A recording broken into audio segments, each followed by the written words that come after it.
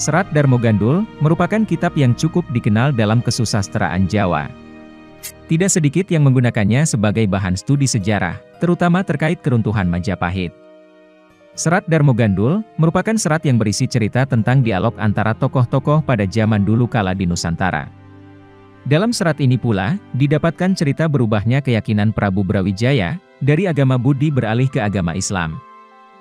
Akan tetapi, karena Serat Darmo Gandul dinilai banyak pihak sebagai naskah yang bermuatan penghinaan terhadap Islam, maka serat tersebut dilarang beredar.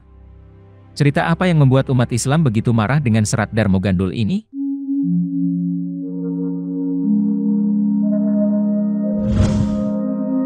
Dalam Serat Darmo Gandul diceritakan, Sabdapalon Nayagenggong adalah pandita dan penasehat Brawijaya V, penguasa kuat terakhir yang beragama Budi dari kerajaan Majapahit di Jawa.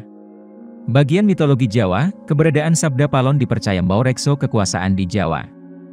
Sabdapalon diyakini merupakan penjelmaan derivatif Hyang Ismaya atau Semar yang memiliki kewajiban menjadi pamomong semua penguasa dan manusia di Nusantara. Berdasarkan keterangan dari seorang Linuih yang bermukim di Sidoarjo, bahwa Ki Semar Badranaya ketika bertemu dengan Sunan Kalijaga, dia dengan sukarela mengizinkan rakyat Majapahit memeluk agama Islam. Namun dengan syarat, tidak dengan paksaan lagi pula melalui peperangan. Semar mengatakan, silahkan anak Nger menyebarkan agama Islam, asal tidak boleh melalui paksaan dan peperangan. Sebelumnya, Prabu Brawijaya V juga pernah menyatakan akan memeluk agama Islam saat menjamu tamunya Syekh Maulana Malik Ibrahim dan Raja Cermain di Istana Majapahit saat masih berkuasa. Dalam rombongan itu, ada Dewi Sari, putri Raja Cermain yang cantik jelita. Mendengar penjelasan para tamunya, Brawijaya pun bersedia menjadi mualaf, asalkan bisa menikahi Dewi Sari yang berwajah cantik dan elok. Sang Prabu Brawijaya kala itu seperti tertusuk belati yang tajam, ketika pandangan matanya tertuju kepada Dewi Sari yang mengenakan pakaian kerudung. Sehingga, pengetahuan mengenai Islam yang disampaikan Syekh Maulana Malik Ibrahim, ulama besar asal Turki itu, hanya masuk telinga kanan dan keluar telinga kiri. Syekh Maulana Malik Ibrahim ketika itu, langsung menasihati Raja Majapahit tersebut agar mengurungkan niatnya menjadi pemeluk Islam. Tuan Prabu Brawijaya, dalam agama Islam terdapat suatu ajaran dilarang mencampur adukan antara yang hak dan yang batil. Kami justru merasa kasihan dengan Prabu jika dalam memeluk Islam merasa terpaksa lantaran berkeinginan dapat mengawini Dewi Sari. Ketokohan Sunan Kalijaga sebagai di antara dari 9 wali generasi setelah Syekh Subakir, dapat meluluhkan hati Prabu Brawijaya untuk mendekap Islam sebagai agama baru. Masuk Islamnya Prabu Brawijaya, menemukan tentangan keras dari Sabdapalon, karena tidak sesuai dengan apa yang diperkirakan sebelumnya.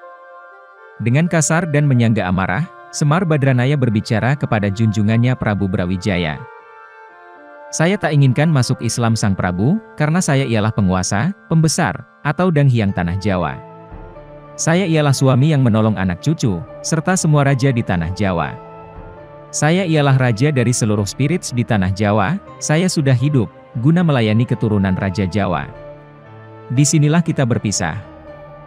Setelah menyampaikan itu, Semar pun menghilang. Ada yang menyebut, dia menetap di Bali.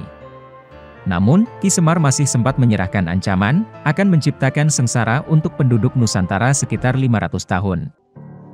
Nanti dalam masa-masa yang tidak terlampau lama, Nusantara, terutama Tanah Jawa, bakal menjadi area pembantaian oleh bangsa yang menjadi asuhannya. Sabdapalon akan hadir kembali, mengolah spiritualitas, dan menyebar di semua Jawa. Mereka yang menampik, akan mati. Mereka bakal menjadi makanan untuk setan. Sabdapalon tidak bakal puas, hingga mereka seluruh hancur, tergolong kekayaan alam Nusantara. Penderitaan rakyat Nusantara tidak bakal pernah terhenti. Hingga saat Gunung Merapi meletus, lava dan abu jatuh ke barat daya, dengan bau yang mengerikan. Itu semua adalah sinyal, bahwa Sabdapalon bakal segera hadir, mengiringi Ratu Adil. Sumpah Ki Semar, Sabdapalon, atau Nayagenggong, tak berapa lama menjadi kenyataan. Kerajaan Islam Demak Bintara tak berusia lama. Kerajaan yang didirikan Raden Patah dengan pertolongan para wali, hancur berkeping-keping tanpa dapat bangkit lagi. Peperangan dan penentangan selalu mengiringi kerajaan-kerajaan Nusantara. Penderitaan rakyat Nusantara semakin cerah benderang, seiring dengan kedatangan VOC di tahun 1602. Dendam kesumat Semar atas kerusakan kerajaan raja-raja Hindu-Buddha yang diayominya, menyusup lewat penjajahan Belanda dan Jepang di Nusantara. Sejarah perjuangan raja-raja Islam Nusantara, terkesan mentah, dan tidak berhasil total oleh strategi yang diwahyukan oleh Semar kepada tentara Belanda maupun Jepang. Perjuangan Sultan Agung, Imam Bonjol, Pattimura, Diponegoro, Cuknyadin, Sentot Alibasah, Si Pitung, tidak sukses mengusir penjajah yang menjadi jago Semar membantai jutaan rakyat Nusantara. Dan hanya yang notabene Muslim, yang mendapat balak dari sumpah Ki Semar. Di samping itu, banyak harta kekayaan rakyat maupun raja-raja Nusantara, yang diangkut lari oleh bangsa Belanda atas suruhan Ki Semar. Harta tersebut berupa emas murni, yang dititipkan oleh raja-raja terutama yang pro, atau tunduk untuk Belanda. Tak berhenti di situ, dampak sumpah Semar, Soekarno selaku Presiden pertama Indonesia yang meminta pulang harta kekayaan, malah digulingkan. Dalam penggulingan tersebut, Semar memakai tangan Soeharto. Lewat Mbah Abdul Hamid, Semar juga mengaku hendak muncul kembali, dan menjadi kepala pasukan gaib untuk membersihkan negeri ini dari pemimpin, rakyat yang amoral, juga akan membersihkan para pengkhianat rakyat dan bangsanya. Sekarang, Ki Semar sudah kembali ke pangkuan Ibu Pertiwi setelah kepergiannya ke Belanda, dan tinggal di Tanah Merah dekat Alas Purwo Banyuwangi. Semenjak terbit pertama kali dalam bahasa Jawa, Darmo Gandul telah menuai kontroversi dan polemik tak berkesudahan di tanah air selama 100 tahun. Kitab ini bagai pisau bermata dua, dicintai kaum kejawen dan Islam abangan, sekaligus dibenci kaum Islam radikal. Bisa dibilang, kebencian Semar merupakan refleksi dari beberapa kalangan budayawan yang menganggap kalau masyarakat Jawa pemeluk agama Islam sudah kehilangan budaya Jawanya. Mereka banyak yang mengadopsi gaya hidup ala Timur Tengah, yang bahkan sampai pakaian ala Timur Tengah. Secara umum, buku Darmo Gandul banyak memiliki kesalahan data dalam mengungkapkan fakta sejarah. Oleh karena itu sulit dipastikan bahwa buku tersebut benar-benar ditulis pada masa peralihan antara keruntuhan Majapahit dan berdirinya Demak. Bukti lebih kuat justru menekankan bahwa buku tersebut ditulis di era belakangan pasca penjajahan bangsa Eropa di bumi Nusantara. Oleh karena itu, cerita sejarah dalam serat tersebut boleh diabaikan dari kedudukannya sebagai sebuah fakta. Isi yang tidak saya ceritakan di sini adalah beberapa hal yang menyangkut pornografi. Sebenarnya, dalam buku itu, banyak penghinaan dengan gaya Jarwo Dosok terhadap Quran. Jarwo Dosok atau plesetan, adalah gaya bahasa dalam penulisan sastra maupun dalam bahasa lisan para pelawak Jawa, dengan mencari persamaan bunyi yang cenderung lucu dan porno. Kekontroversian serat Darmo Gandul, sebenarnya telah terlihat pada ketidakjelasan siapa penulis sebenarnya. Penuturnya sendiri tertulis kalamwadi, yang berarti penutur rahasia.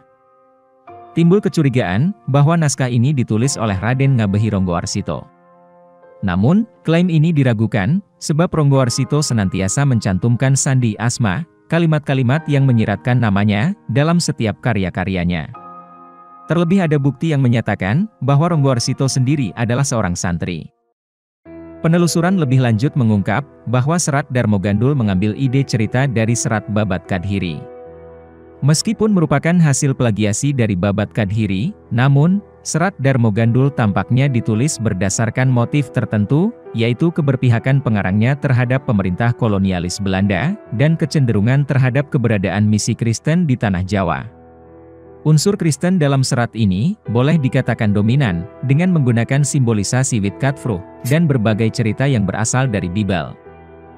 Serat Babat Kadhiri sendiri, ditulis berdasarkan perintah Belanda. Sedangkan serat Darmo Gandul, menunjukkan wujud apresiasi yang baik terhadap Belanda, bukan dalam pandangan sebagai musuh atau penjajah, namun justru sebagai kawan. Kemudian, buku ini dimanfaatkan untuk memarjinalkan ajaran Islam, dan sekaligus memanipulasi sejarah Islam di Tanah Jawa.